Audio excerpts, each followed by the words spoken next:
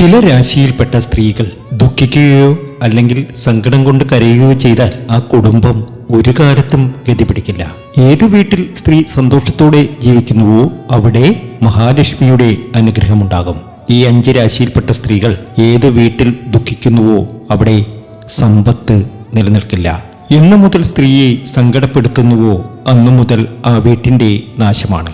ഈ രാശിയിൽപ്പെട്ട സ്ത്രീകളെ ഒരു കാരണവശാലും ദുഃഖിപ്പിക്കരുത്, ഗതിപിടിക്കില്ല ഒരു കാലത്തും. ആ രാശിക്കാർ ഇവരാണ്: കാർത്തിക, രോഹിണി, മകയിരം, ഇടവക്കൂറുകാർ. മകയിരം, തിരുവാതിര, പുണർതം, മിഥുനക്കൂറുകാർ.